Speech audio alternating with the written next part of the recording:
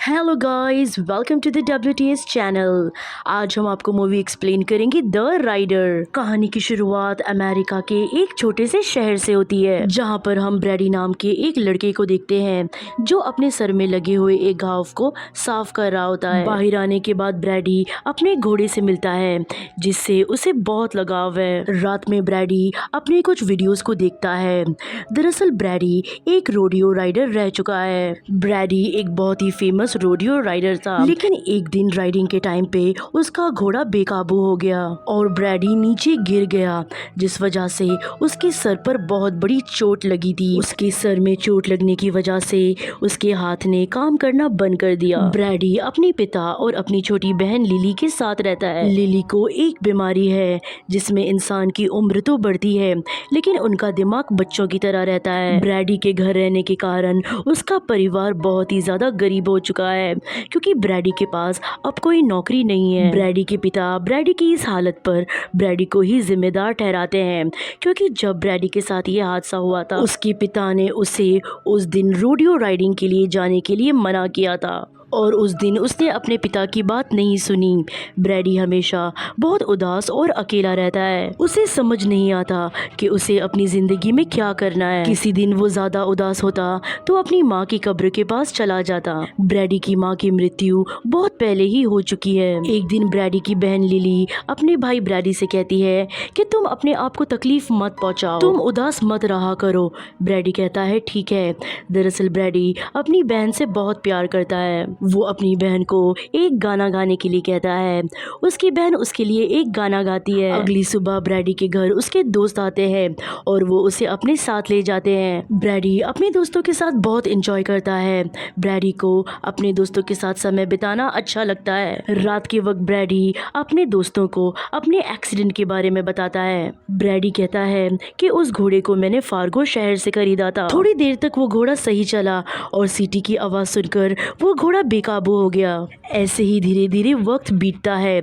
Brady की चोट अब ठीक हो चुकी है, मगर उसका हाथ अभी भी काम नहीं करता। अगली सुबह ब्रैडी तैयार होने के बाद अपने घोड़े के पास आता है और अपने घोड़े के साथ थोड़ा वक्त बिताता है। उसके बाद ब्रैडी हॉस्पिटल जाता है, जहाँ पर वो हमेशा अपने दोस्त से मिलने जाता है, जिसका उसी की तरह रोडियो राइडिंग के दौरान एक्सीडेंट हो गया था।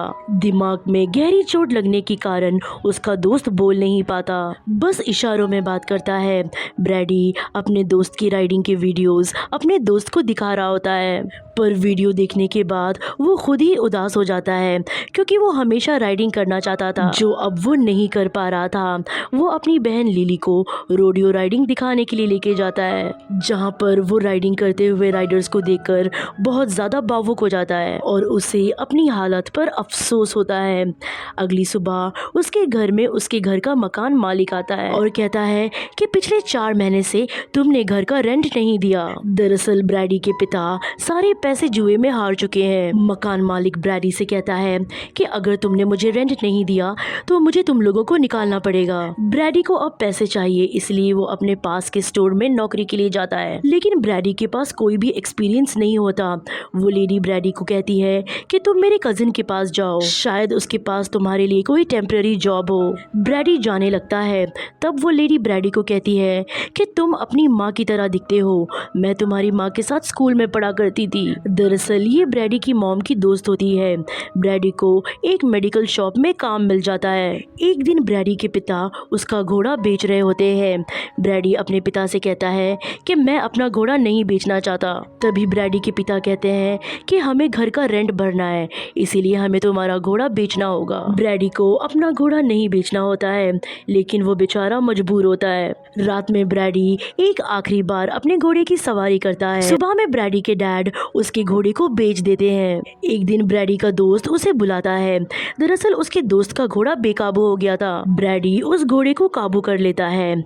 अब ब्रैडी स्टोर में भी काम करता है और घोड़ों की शिफ्ट भी करता है, इसीलिए वो एक कस्टमर को घोड़ा देने जाता है और वहाँ पर वो एक घोड़े को देखता है। घोड़े का मालिक कहता है कि मुझे इस घोड़े की जरूरत नहीं है, अगर तुम चाहो तो इस घोड़े को खरीद सकते हो। घर आने के बाद वो देखता है कि उसके पास इतने पैसे नहीं है कि वो घोड़े को खरीद सकता है। ब्रैडी ये बात अपने पिता को बताता है।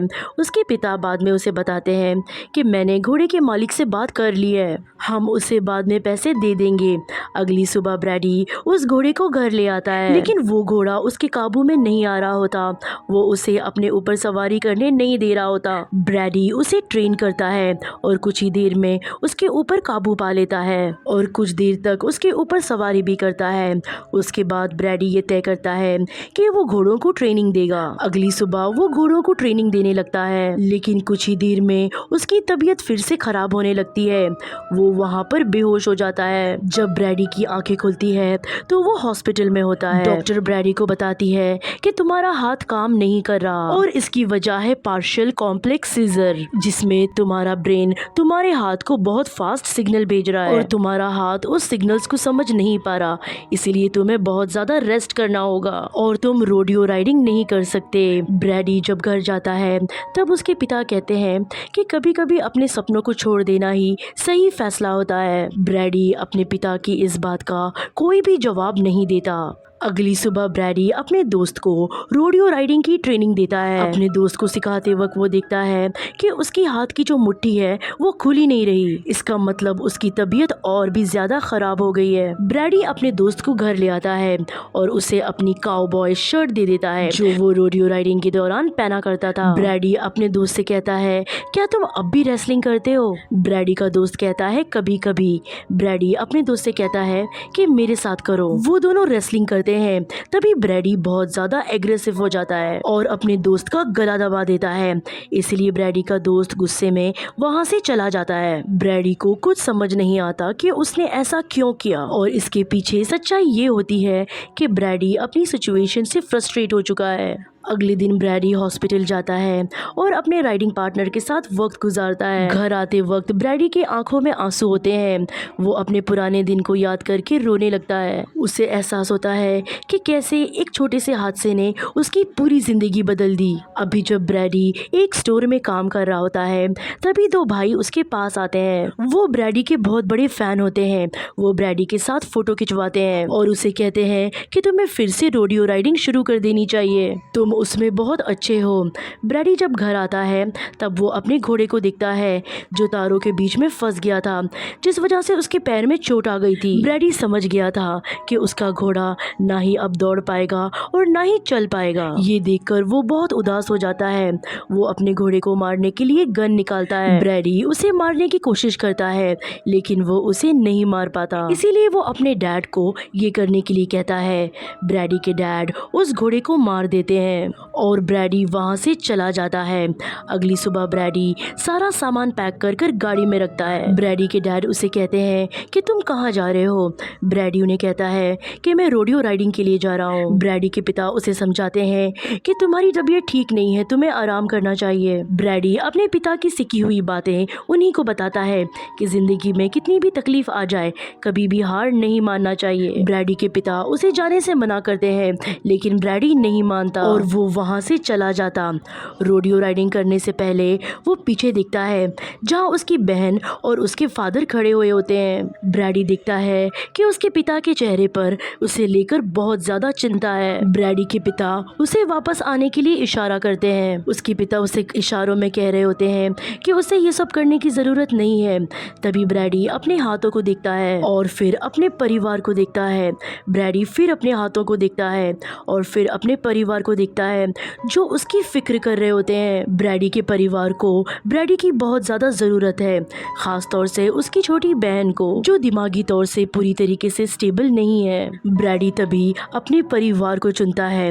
वो अपने पिता के पास जाता है और अपने पिता को गले से लगा लेता है क्योंकि अब तक ब्रैडी को समझ आ चुका है कि उसे जिंदगी ने एक और मौका दिया है और अभी इस मौके में उसे अपने परिवार के साथ रहना चाहिए क्योंकि उसके परिवार को उसकी सबसे ज्यादा जरूरत है। जिंदगी में कभी कभी ऐसी भी चीजें होती हैं जिसमें हमें अपने रास्तों को और अपने मकसद को छोड़ना पड़ता है, लेकिन इसका मतलब ये नहीं कि जिंदगी खत्म हो गई है। जिंदगी में ऐसी बहुत सारी चीजें हैं जो इंसान कर सकता है। सिर्फ एक ही चीज के भरोसे अपनी जिंदगी को खत्म कर देना ये कभी भी समझदारी नहीं होती। और अब ये बात ब्रैडी को समझ आ चुकी है और इसी के साथ ये एक मोटिवेशनल स्टोरी यहीं पर ख़त्म होती है। उम्मीद करते हैं कि आपको ये कहानी पसंद आई होगी। आज की वीडियो में बस इतना ही, लेकिन नेक्स्ट टाइम हम फिर मिलेंगे एक नई इंटरेस्टिंग कहानी के साथ। अगर आपको मूवी की एक्सप्लेनेशन पसंद आई हो तो वीडियो को लाइक ज़रूर कर दें, और अगर आप हमारे चैनल पर नए हैं तो प्लीज़ हमारे चैनल को सब्सक्राइब करें। Thanks for watching.